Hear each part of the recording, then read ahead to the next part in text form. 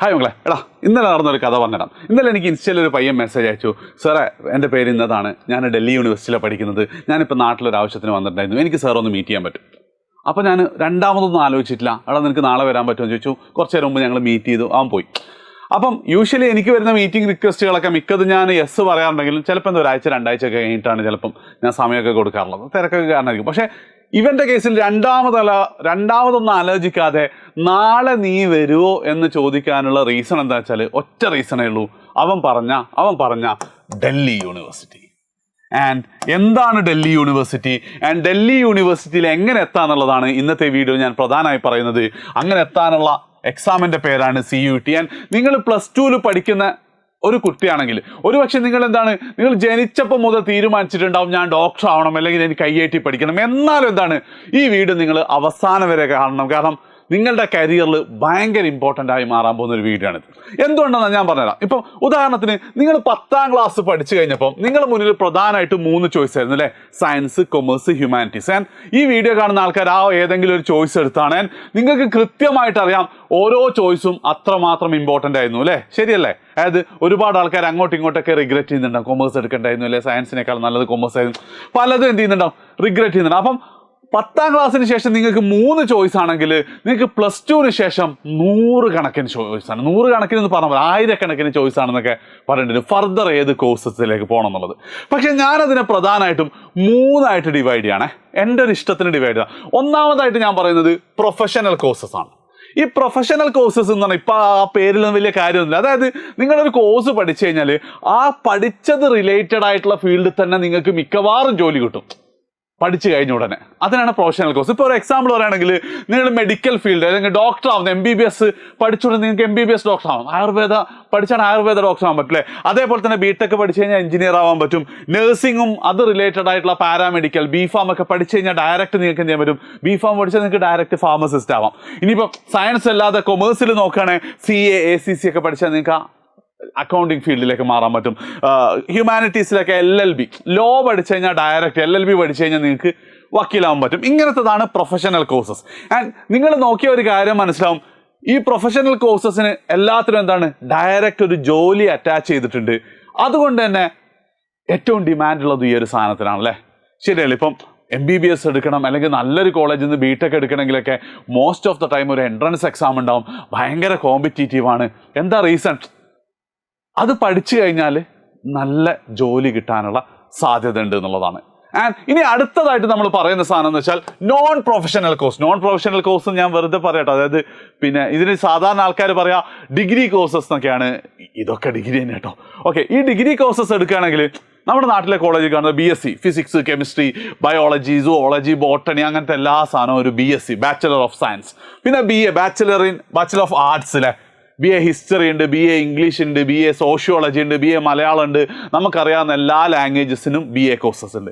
പിന്നെയോ BCom ഉണ്ട്, BCA ഉണ്ട്, BBA ഉണ്ട്. ഇതൊക്കെ ഒരു ആർട്സ് ആൻഡ് സയൻസ് കോളേജിൽ നിന്ന് നിങ്ങൾ പഠിക്കേണ്ട സാധനമാണ്. ഈ കോഴ്സിൻ്റെ പ്രശ്നം എന്തുകൊണ്ടാണ് ഞാൻ നോൺ പ്രൊഫഷണൽ ആണെന്ന് പറയാൻ, ഇപ്പം BA ഹിസ്റ്ററി കഴിഞ്ഞ ആള് ഡയറക്റ്റ് ഒരു ചരിത്ര നിരീക്ഷകനൊന്നും ആവാനൊന്നും പോകുന്നില്ല. അവർ പല മേഖലയിലായിരിക്കും അൾട്ടിമേറ്റ്ലി ജോലി എടുക്കാൻ പോകുന്നത്. ഓക്കെ, ഞാൻ മൂന്നാമതായിട്ട് ഞാൻ പറഞ്ഞ അതറിൽ വേണമെങ്കിൽ നമുക്ക് പോളി കോഴ്സസ് കൊടുക്കാം. പിന്നെ ഇപ്പോൾ പുതിയൊരു ട്രെൻഡായിട്ട് ഈ 1 ഇയർ ഡിപ്ലോമ ട്രെൻഡ് ഉണ്ട്. അതിനെ ഞാൻ ഒട്ടും പ്രൊമോട്ട് ചെയ്യുന്നില്ല. അത് മറ്റൊരു വീഡിയോ നിങ്ങൾക്ക് ആവശ്യമുണ്ടെങ്കിൽ ഞാൻ എന്തായാലും ചെയ്തുതരാം. നാട്ടിൽ കൂണ് പോലെ പൊന്തുന്നുണ്ട് 1 വർഷം പഠിച്ചാൽ ജോലി, അല്ലെങ്കിൽ 6 മാസം പഠനം 6 മാസം ജോലി എന്നൊക്കെ പറഞ്ഞിട്ടുള്ളത്. അപ്പം അതൊക്കെയാണ് ഞാൻ +2 കഴിഞ്ഞിട്ടുള്ള അതർ കോഴ്സസിലേക്ക് വേണമെങ്കിൽ അടുത്തൊരു സാധനമായിട്ട് നമുക്ക് മൈഗ്രേഷൻ കോഴ്സൊക്കെ ഈ പറഞ്ഞ ഏതെങ്കിലുമൊക്കെ തന്നെയാണെങ്കിൽ അതിനെക്കുറിച്ചും വീഡിയോ വേണമെന്നുണ്ടെന്ന് നിങ്ങൾക്ക് എന്തായാലും പറയാം. ഓക്കെ, അപ്പം നമ്മൾ മനസ്സിലാക്കേണ്ട കേസ് എന്താ വെച്ചാൽ ഈ പ്രൊഫഷണൽ കോഴ്സിലേക്കുള്ള സീറ്റുകളും വളരെ ലിമിറ്റഡ് ആണ്. അതായത് 1 വർഷം കേരളത്തിൽ നിന്ന് മാക്സിമം 2000 കുട്ടികൾക്ക് MBBS പഠിക്കാൻ പറ്റുള്ളൂ. അതേപോലെ തന്നെ NIT, IIT പോലത്തെ കോളേജുകളിൽ എത്തുന്ന 2000 ആണ്. നഴ്സിംഗും ലിമിറ്റഡ് നമ്പർ ഓഫ് സീറ്റ്സ് ആണ്. ചുരുക്കി പറഞ്ഞാൽ ഇപ്പം ഒരുപാട് ആൾക്കാർ നിങ്ങളുടെ പലരും എന്തായിരിക്കും നീറ്റിനും ജെയ്ക്കൊക്കെ റിപ്പീറ്റ് ചെയ്യും. പക്ഷെ ചിലപ്പോൾ അത് നമ്മൾ വിചാരിച്ച രീതിയിൽ പെർഫോമൻസ് ചെയ്യാതെ അൾട്ടിമേറ്റ്ലി നിങ്ങൾ എത്താൻ പോകുമെന്ന് പറയുന്നത് ഈ നോൺ പ്രൊഫഷണൽ കോഴ്സിലാണ്. എൻ്റെ ഒരു അഭിപ്രായത്തിൽ 90% ആൾക്കാരും നോൺ പ്രൊഫഷണൽ കോഴ്സസിലാണ് എത്തുക. ആൻഡ് ആ കോഴ്സ് പഠിക്കൽ മാത്രമല്ല, അത് ഏത് കമ്പനിയിലെ വർക്ക് ഫോഴ്സ് എടുത്താലും മോസ്റ്റ് പ്രോബബ്ലി 90% ആൾക്കാർ എന്തായിരിക്കും ഇതിൽ നിന്നായിരിക്കും. അതെന്തുകൊണ്ടാണെന്ന് വെച്ചാൽ 90% ആൾക്കാർ ഇതാ പഠിച്ച, അപ്പം അതിൽ തന്നെ അവർക്ക് തന്നെയല്ല ജോലി കിട്ടാൻ പോകുന്നത്. ഇപ്പോൾ എഡ്യൂപോർട്ടിൻ്റെ കേസാണെങ്കിൽ ഇത് സത്യമാണ്. അതായത് ഇവിടെ വളരെ കുറച്ച് ബിടെക്, ഇപ്പം നമ്മുടെ പ്രോഗ്രാമിൽ നിങ്ങൾ ആപ്പൊക്കെ ചെയ്യുന്ന ഒരുപാട് ആൾക്കാർ ബിടെക് ചെയ്ത ആൾക്കാരാണ്. ക്ലാസ് എടുക്കുന്നതിലൊക്കെ കുറച്ച് എന്താണ് ഡോക്ടേഴ്സും ബിടെക്കാരൊക്കെ ഉണ്ടെങ്കിലും മോസ്റ്റ്ലി എല്ലാ ആൾക്കാരും എന്താണ് ഈ നോൺ പ്രൊഫഷണൽ കോഴ്സ് പഠിച്ച, അല്ലെങ്കിൽ ഡിഗ്രി കോഴ്സസ് നമ്മൾ പറഞ്ഞെടുക്കും. ഇപ്പം BA ഹിസ്റ്ററി പഠിച്ച ആൾക്കാർ ചിലപ്പോൾ നമ്മൾ മാർക്കറ്റിങ്ങിൽ ഹെഡ് ചെയ്യുന്നുണ്ടാവും, ചിലപ്പോൾ എന്തായിരിക്കും കോഴ്സ് കോർഡിനേറ്റർ ആയിരിക്കും. അപ്പം അതാണ് എന്ത് ഇതിൻ്റെ ഒരു ഫണ്ടമെൻ്റൽ സാധനം. അപ്പം ചുരുക്കി പറഞ്ഞാൽ ഇയാൾ എന്തല്ല, ഈ നോൺ പ്രൊഫഷണൽ കോഴ്സ് എന്ന് പറയുന്നത് ചില്ലറക്കാരനല്ല. ശരിയല്ലേ? ക്ലിയർ അല്ലേ? എന്താണ് എവിടത്തേക്കാണ് ഞാൻ പെട്ടെന്ന് ഞാൻ പറഞ്ഞല്ലോ, ഇതിനെക്കുറിച്ചൊക്കെ നിങ്ങൾ പലതവണ കേട്ടതായിരിക്കും. ഇവിടെ ഞാൻ എപ്പോഴും പറയണത്, നിങ്ങൾ നീറ്റ് JEE ഒക്കെ നിങ്ങൾ CA ഒക്കെ ആഗ്രഹം നിങ്ങൾ അതിൽ തന്നെ സ്റ്റിക്ക് ചെയ്തോ. പക്ഷെ പ്രത്യേകിച്ച് ആഗ്രഹങ്ങളൊന്നും ഇല്ലാത്ത കുട്ടികൾ അവസാനം എന്താണ് ഇതിലേക്കാണ് എത്തിപ്പെടുക. ഇവിടെ പോളി ഞാൻ ഓക്കെ ആട്ടോ, പോളി ഞാൻ ഇപ്പോഴും റെക്കമെൻഡ് ചെയ്യും, ബാക്കിയൊന്നും ഞാൻ റെക്കമെൻഡ് ചെയ്യില്ല. അങ്ങനത്തെ കേസിൽ നിങ്ങൾക്ക് ഈ ഡിഗ്രി കോഴ്സസ് എന്ന് നമ്മൾ പറയുന്നത്, അല്ലെങ്കിൽ BA ഹിസ്റ്ററി ഒക്കെ പല സ്ഥലത്തുനിന്നും പഠിക്കാൻ പറ്റും. ഏറ്റവും ഇത് നിങ്ങളുടെ വീടിൻ്റെ അടുത്ത് ഉറപ്പായിട്ടും നിങ്ങളുടെ പഞ്ചായത്തിൽ, അല്ലെങ്കിൽ തൊട്ടപ്പുറത്തെ പഞ്ചായത്തിൽ ഒരു ആർട്സ് ആൻഡ് സയൻസ് കോളേജ് ഉണ്ടാവും. ചിലപ്പോൾ ഒരു പോക്കർ ഹാജി മെമ്മോറിയൽ ആയിരിക്കും, ചിലപ്പോൾ ഒരു ദേവകി അമ്മ മെമ്മോറിയൽ ആയിരിക്കും. അതായത് നാട്ടിലെ പൈസക്കാരുടെ പേരിലൊക്കെ മിക്കവാറും ഉണ്ടാവും ഇങ്ങനത്തെ കോളേജുകൾ ഉണ്ടാവും. ഒന്നാമത് ആ ഒരു കോളേജാണ്. ഇനി രണ്ടാമത്തെ കേസ് എന്ന് പറയുന്നത് നിങ്ങൾക്ക് മഹാരാജാസ് കോളേജ്, അല്ലെ കേരളത്തിലെ ഏറ്റവും best arts and science college Kozhikode Devagiri college, അല്ലെങ്കിൽ ഫാറൂഖ് കോളേജ്, അല്ലെങ്കിൽ ട്രിവാൻഡ്രം യൂണിവേഴ്സിറ്റി കോളേജ്, അല്ലെങ്കിൽ സെൻറ്റ് ട്രീസാസ് എറണാകുളം തുടങ്ങിയ കേരളത്തിലെ ടോപ്പ് കോളേജിൽ നിന്ന് നിങ്ങൾക്ക് എന്ത് ചെയ്യാൻ പറ്റും? BSc ഫിസിക്സ് പഠിക്കാം. ഒന്നെങ്കിൽ പോക്കർ ഹാജി കോളേജിൽ നിന്ന്, അല്ലെങ്കിൽ ഇതുപോലത്തെ കോളേജിൽ നിന്ന്. ഇനി മൂന്നാമതൊരു ഓപ്ഷനാണ് എന്ത്? ഇന്ത്യയിലെ ബെസ്റ്റ് കോളേജ്. ഇന്ത്യയിലെ ബെസ്റ്റ് കോളേജ് എന്ന് പറയുമ്പം ഡൽഹി യൂണിവേഴ്സിറ്റി വരും, ജവഹർലാൽ നെഹ്റു യൂണിവേഴ്സിറ്റി വരും, പോണ്ടിച്ചേരി യൂണിവേഴ്സിറ്റി വരും. അങ്ങനെ ഒരുപാട് യൂണിവേഴ്സിറ്റികളുണ്ട് ഇന്ത്യയിലെ ബെസ്റ്റ്. ഫറൂഖ് കോളേജിനേക്കാളും സെൻറ്റ് ജോസഫ്സിനേക്കാളും ഒക്കെ എത്രയോ ഉയരത്തിലുള്ള റാങ്കിങ്ങിലൊക്കെ ടോപ്പ് നിൽക്കുന്ന കോളേജുകൾ. ആ കോളേജുകളിൽ പഠിക്കണമെങ്കിലുള്ള എക്സാമിൻ്റെ പേരാണ് എന്ത്? CUET. അതായത് ഇവിടെ നിങ്ങളുടെ കേസിൽ ഒന്നും കൂടെ പറയാണ്, ഈ രണ്ട് സ്ഥലത്തും പഠിക്കണമെങ്കിൽ നിങ്ങളുടെ +1ലെയും +2ലെയും മാർക്കാണ് നോക്കുക. അതിൻ്റെ സമ്മ് വെച്ചിട്ടാണ്. നിങ്ങളിപ്പോൾ BSc ഫിസിക്സ് എടുക്കുകയാണെങ്കിൽ ചിലപ്പോൾ ഫിസിക്സിന് ഭയങ്കര വെയിറ്റേജ് ഉണ്ടായിരിക്കും, ഫിസിക്സിനും മാത്സിനായിരിക്കും വെയിറ്റേജ്. അങ്ങനെ ചില കോമ്പിനേഷൻ. അൾട്ടിമേറ്റ്ലി +1 ആൻഡ് +2 മാർക്കിൻ്റെ സമ്മാണ്. +2 മാർക്ക് മാത്രമല്ല കേട്ടോ. ഓക്കെ, എൻ്റെ അറിവിൽ +1 മാർക്ക് നോക്കുന്ന ഒരേ ഒരു അഡ്മിഷൻ ക്രൈറ്റീരിയ ഇത് മാത്രമാണ്. ബാക്കിയൊക്കെ +2 മാർക്കാണ് മാർക്ക് നോക്കുന്നുണ്ടെങ്കിൽ. ഓക്കെ, അപ്പം ഇൻ കേസ് നിങ്ങൾക്ക് +1 മാർക്ക് കുറവാണെങ്കിൽ കൂടി നിങ്ങൾക്ക് നല്ലൊരു കരിയർ, നല്ലൊരു ഭാവി കിട്ടാനുള്ള ഏറ്റവും ബെസ്റ്റ് സാധനമാണിത്, ഈ സെൻട്രൽ യൂണിവേഴ്സിറ്റികൾ നിങ്ങൾ പഠിക്കുക എന്നുള്ളത്.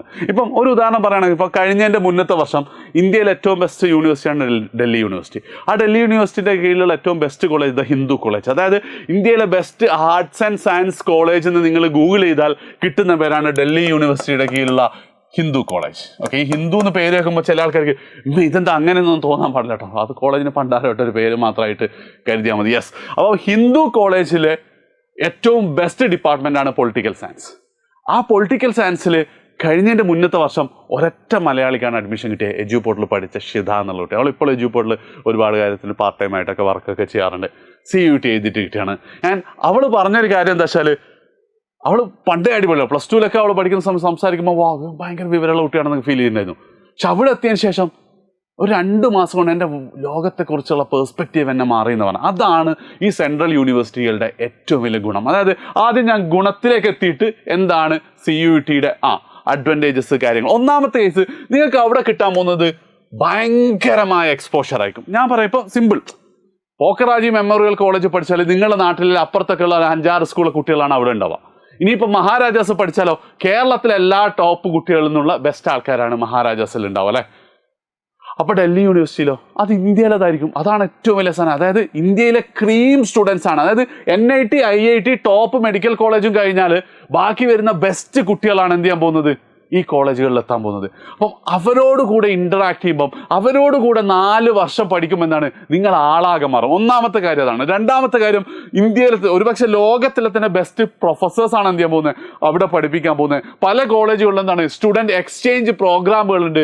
അതായത് ഡൽഹി യൂണിവേഴ്സിറ്റിയിലെ ഒരുപാട് കുട്ടികൾ കാംബ്രിഡ്ജിൽ പോകും, അവിടെ നിന്നുള്ള കുറച്ചാൾ ഇങ്ങോട്ട് വരും. അപ്പോൾ ചുരുക്കി പറഞ്ഞാൽ വല്ലാത്തൊരു എക്സ്പോഷറാണ്. ഇത് ഞാൻ നേരിട്ട് അനുഭവിച്ചിട്ടുണ്ട്. ഞാൻ ഡൽഹി യൂണിവേഴ്സിറ്റിയിൽ പോയിട്ട്, നേരത്തെ പറഞ്ഞ കോളേജിലൊക്കെ പോയിട്ട് അവിടെ എന്താ സംഭവിക്കുന്നത് ഇങ്ങനെ നേരിട്ട് ഇങ്ങനെ വീക്ഷിച്ചിട്ടുണ്ട്. അടിപൊളിയാണ്. അത് ഞാൻ കോഴിക്കോട് NITയിലെ പഠിച്ചത്. അപ്പം NITനെ കുറിച്ച് പറയുമ്പോൾ എനിക്ക് ഏറ്റവും ഫീൽ ചെയ്തിട്ടുള്ള കാര്യം, ആ 4 വർഷം അടിപൊളിയായിട്ടുള്ള കുറേ ആൾക്കാരോട് സഹവദിച്ചു എന്നാൽ ആ സാധനം ഒരുമിച്ച് താമസിച്ച് ജീവിച്ചിട്ടുണ്ട് എന്നുള്ളതാണ്. അപ്പം ഇവിടുത്തെ കേസിലാണെങ്കിലും അതിനേക്കാൾ ബെറ്റർ ആൾക്കാരായിട്ടാണ് എനിക്ക് ഫീൽ ചെയ്തത്. അതുകൊണ്ട് തന്നെ 4 വർഷം കഴിഞ്ഞിട്ട് നിങ്ങൾ പുറത്തിറങ്ങുമ്പോൾ അടിപൊളി മനുഷ്യനായിരിക്കും. ഒരു എക്സാമ്പിൾ കൂടെ വേണമെങ്കിൽ ഞാൻ പറയാം. നിങ്ങൾ തന്നെ ഇപ്പം എജ്യൂപോർട്ടിൻ്റെ കേസ് തന്നെ എടുക്കാം. എജ്യൂപോർട്ടിൽ നമുക്ക് എന്തുണ്ട്, BSc ഫിസിക്സ് ക്വാളിഫിക്കേഷൻ വേണ്ട, അല്ലെ എനി ഡിഗ്രി ക്വാളിഫിക്കേഷൻ വേണ്ട ഒരു പോസ്റ്റ് ഇട്ട്. അപ്പം ഇവർ അഡ്വർടൈസ്മെൻ്റ് ഒക്കെ കൊടുത്തു. അവസാനം ഷോർട്ട് ലിസ്റ്റ് ചെയ്ത 3 ആൾക്കാർ, 3 ആൾ BSc ഫിസിക്സാണ്. ഒരാൾ പോക്കറാജിൽ നിന്നാണ് പഠിച്ചത്, ഏതോ ഒരു പോക്കറാജിലെ, ഒരാൾ മഹാരാജാസ് എന്നാണ്, ഒരാൾ ഡൽഹി യൂണിവേഴ്സിറ്റിയിലാണ്. ബാക്കിയൊക്കെ ഒരേ ലെവലാണെങ്കിൽ നമ്മൾ ആരെ ചൂസ് ചെയ്യും? നിങ്ങളാണ് എൻ്റെ സ്ഥാനത്ത് ആരെ ചൂസ് ചെയ്യും? ഒബ്വിയസ്ലി അത് ഡൽഹി യൂണിവേഴ്സിറ്റി അല്ലേ. അപ്പം അതാണ് ഈ കോളേജുകളിൽ പഠിച്ചാൽ, അതായത് 90% ജോലിയും അവസാനം നിങ്ങൾക്കാണ് കിട്ടാൻ പോകുന്നത്. അപ്പം ആ 90%-ത്തിലേക്ക് ഏറ്റവും ചാൻസ് കിട്ടാൻ പോകുന്നതും ഈ ടോപ്പ് കോളേജിൽ പഠിച്ച ആൾക്കാർക്കാണ്. ഇപ്പോൾ ഡൽഹി യൂണിവേഴ്സിറ്റിയിലൊക്കെ ഒരുപാട് ക്യാമ്പസ് പ്ലേസ്മെൻറ്റുകളൊക്കെ വരുന്നുണ്ട് കേട്ടോ. അപ്പോൾ അതാണ് ഒന്നാമത്തെ റീസൺ എങ്കിൽ, രണ്ടാമത്തെ അതിനേക്കാൾ ഇമ്പോർട്ടൻ്റ് ആയിട്ടുള്ള റീസണാണ് ഒന്ന് CUETക്ക് നിങ്ങൾക്ക് +2 മാത്രം. അപ്പോൾ നീറ്റ് ആയിക്കോട്ടെ, JEE ആയിക്കോട്ടെ, അതിനൊക്കെ എന്താണ് വേറെ പല എക്സാമുകൾക്കും എൻട്രൻസ് എക്സാമിനും +1-ലെയും +2-ലെയും ടോപ്പിക്കാണുള്ളതെങ്കിൽ CUETക്ക് നിങ്ങൾ +2-ൽ പഠിച്ച ടോപ്പിക്ക് മാത്രമാണ്. അതിൽ തന്നെ നിങ്ങൾക്ക് ഭയങ്കരമായിട്ടുള്ള ചോയ്സാണ്. അത് നിങ്ങൾ തീരുമാനിക്കണം. ഞാൻ BSc ഫിസിക്സാണ് പോകുന്നതെങ്കിൽ മിക്കവാറും നിങ്ങൾ എന്ത് ചെയ്താൽ മതി, +2 ഫിസിക്സും ചിലപ്പോൾ +2 മാത്സും മാത്രം പഠിച്ചാൽ മതി. ഓരോ കോളേജിലെ കോമ്പിനേഷനൊക്കെ ഡിഫറൻസ് ആണ് കേട്ടോ. +2 കെമിസ്ട്രി അല്ലെ ബയോളജിയോ പഠിച്ചിട്ടില്ലേ ഒരു കുഴപ്പമില്ല. അല്ലെ BSc മാത്സ് ആണെങ്കിൽ മോസ്റ്റ് പ്രോബബ്ലി നിങ്ങൾ മാത്സും വേറൊരു ഇംഗ്ലീഷ് ലാംഗ്വേജിൻ്റെ മാത്രം എക്സാം എഴുതിയാൽ മതിയായിരിക്കും. അപ്പം അങ്ങനെ ഒരു ചോയ്സ് എന്ത് ചെയ്യുന്നുണ്ട്, നിങ്ങൾക്ക് കിട്ടുന്നുള്ളതാണ് രണ്ടാമത്തെ റീസൺ. മൂന്നാമത്തെ റീസൺ എന്ന് പറയുന്നത് ഒരുപാട് സീറ്റുകളാണ്. അതായത് കേരളത്തിൽ ഏറ്റവും കൂടുതൽ സീറ്റുള്ള മെഡിക്കൽ കോളേജ് എന്ന് പറയുന്നത് കോഴിക്കോട് മെഡിക്കൽ കോളേജാണ്, 250 സീറ്റ്. ചിലപ്പോൾ പോക്കറാജ് ആർട്സ് ആൻഡ് സയൻസ് കോളേജിൽ അതിനേക്കാളുണ്ടാവും. അപ്പോൾ അതേപോലെ ഈ ഡൽഹി യൂണിവേഴ്സിറ്റിയുടെ കീഴിൽ തന്നെ 10-100 കോളേജ് ഉണ്ട്. ഓരോ കോളേജിലും ഒരുപാട് സീറ്റുകളുണ്ടാവും. അപ്പം നിങ്ങൾ CUET എഴുതി ഒന്ന് നിങ്ങൾ പ്രിപ്പയർ ചെയ്ത് കഴിഞ്ഞാൽ നിങ്ങൾ അടുത്ത വർഷം വരും ഒരു ടോപ്പ് സെൻട്രൽ യൂണിവേഴ്സിറ്റിയിൽ കാണാൻ പറ്റും എന്നുള്ളതാണ് അടുത്തൊരു കാര്യം. ആൻഡ് മൂന്നാമത്തത്, ഇതൊക്കെ കൊണ്ട് തന്നെ നിങ്ങൾക്ക് നല്ല ജോലി സാധ്യത. ഒരു ജോബ് മാർക്കറ്റിൽ നിങ്ങൾ ഇറക്കുമ്പോൾ നിങ്ങൾ സ്റ്റാൻഡ് ഔട്ട് ചെയ്യും. എത്രത്തോളം ഞാൻ പറഞ്ഞല്ലേ, I M studying in Delhi university എന്ന് പറഞ്ഞപ്പം നാളെ നീ വന്ന് മീറ്റ് ചെയ്തോന്ന് പറഞ്ഞ പോലെ ഒരാളെന്ത് ചെയ്യാണ്, നമ്മൾ എവിടെന്നെങ്കിലുമൊക്കെ കണ്ട് പരിചയപ്പെടുക, എവിടുന്ന പഠിച്ച് ഡൽഹി യൂണിവേഴ്സിറ്റി ആണെങ്കിൽ നമ്മളെ കമ്പനിയിൽ ജോലി ഉണ്ടെങ്കിൽ നമ്മളെന്ത് ചെയ്യും, അവനൊന്ന് ട്രൈ ചെയ്യും, അവിടെ ഇങ്ങനെ ജോലി ഉണ്ടെങ്കിൽ ഒന്ന് ട്രൈ ചെയ്ത് നോക്ക്. ബാക്കി ഇൻ്റർവ്യൂ ഒക്കെ കഴിഞ്ഞിട്ടൊക്കെ എടുക്കുകയാണെങ്കിലും ആ first impression will be very very high. Okay, ചിലപ്പോൾ നിങ്ങളുടെ നാട്ടിലൊക്കെ ഈ സെൻട്രൽ യൂണിവേഴ്സിറ്റിയിൽ പോയി പഠിച്ച ആൾക്കാരുണ്ട്, you can feel that difference. Okay, അപ്പം ഇതാണ് CUETക്ക് കുറിച്ച് എനിക്ക് പറയാനുള്ളത്. ഇനി ലാസ്റ്റ് സാർ എങ്ങനെ പഠിക്കുന്നു എന്ന് കഴിഞ്ഞാൽ, മെയ്യിലൊക്കെയാണ് സാധാരണ പരീക്ഷകൾ ഉണ്ടാവാറുള്ളത്, സെൻട്രൽ യൂണിവേഴ്സിറ്റിയുടെ എക്സാംസ് ഉണ്ടാവാറുള്ളത്. ആൻഡ് നിങ്ങൾക്ക് +2 ടോപ്പിക്ക് മാത്രമേ ഉള്ളൂ. എജ്യൂപോർട്ടിന് എനിക്ക് തോന്നുന്നത് അടുത്ത വീക്കിൽ ഞാൻ എന്തുണ്ട്, November 5th ഞാൻ CUETയുടെ ഒരു ബാച്ച് തുടങ്ങുന്നുണ്ട്. അപ്പോൾ നിങ്ങൾ സയൻസോ കൊമേഴ്സോ ഹ്യൂമാനിറ്റീസോ ഏതാണെന്ന് നിങ്ങൾക്ക് ബാച്ചിൽ ജോയിൻ ചെയ്യാം. ബാച്ചിനെ കുറിച്ച് കൂടുതൽ ഡീറ്റെയിൽസ് താഴെ കാണുന്ന ഫോം നിങ്ങൾക്ക് ഫില്ല് ചെയ്യാവുന്നതാണ്. ഇനിയിപ്പോൾ നിങ്ങൾ ഇവിടെ ഒന്നും ജോയിൻ ചെയ്തില്ലെങ്കിലും CUETയുടെ കുറച്ച് പ്രീവിയസ് ഇയർ, ഇപ്പോൾ ഒരു 3-4 വർഷമായി CUET സ്റ്റാർട്ട് ചെയ്ത് പ്രീവിയസ് ഇയർ ക്വസ്റ്റ്യൻസിൻ്റെ ബുക്ക്ലെറ്റൊക്കെ വാങ്ങിയിട്ട് ഇനി അങ്ങോട്ടുള്ള ദിവസം ഒരു മണിക്കൂർ CUETക്ക് വേണ്ടി നിങ്ങൾ പ്രിപ്പയർ ചെയ്താൽ ചിലപ്പം നിങ്ങൾ ജീവിതത്തിൽ എടുക്കുന്ന ഏറ്റവും വലിയ എഫേർട്ടായിരിക്കും അത്, അല്ലെ ഏറ്റവും വലിയ ഡിസിഷൻ ആയിരിക്കും അത്. അപ്പം ഇതിനെക്കുറിച്ച് അറിയാത്ത, ഇപ്പോൾ എന്തിനാ ഇപ്പോൾ CUET എന്നൊക്കെ പറയുന്ന ഒരുപാട് ആൾക്കാരുണ്ടാവും. അവർക്ക് അയച്ചു കൊടുക്കുക. നിങ്ങളുടെ പേരൻസിനും ഇത് അയച്ചു കൊടുക്കണം. കാരണം എന്താ വെച്ചാൽ നിങ്ങൾ സെൻട്രൽ യൂണിവേഴ്സിറ്റിയിൽ പോവാതിരിക്കാനുള്ള ഒരൊറ്റ റീസൺ ഞാൻ കാണുന്നത്, ടോപ്പ് യൂണിവേഴ്സിറ്റി അങ്ങ് ഡൽഹിയിലാണ്, പോണ്ടിച്ചേരിയിലാണ്, JNUവിലാണ്, അല്ലെ അഹമ്മദാബാദിലാണ്, ഹൈദരാബാദിലാണെന്നൊക്കെ പറഞ്ഞിട്ട് പാരൻസ് വിടൂലായിരിക്കും. അപ്പോൾ അവരോട് ഇതിൻ്റെ ഓപ്പർച്യൂണിറ്റീസും കാര്യങ്ങളൊക്കെ പറഞ്ഞു കൊടുക്കാൻ ഈ വീഡിയോ മാക്സിമം അവർക്കും കൂടെ ഷെയർ ചെയ്യാം. Okay, by.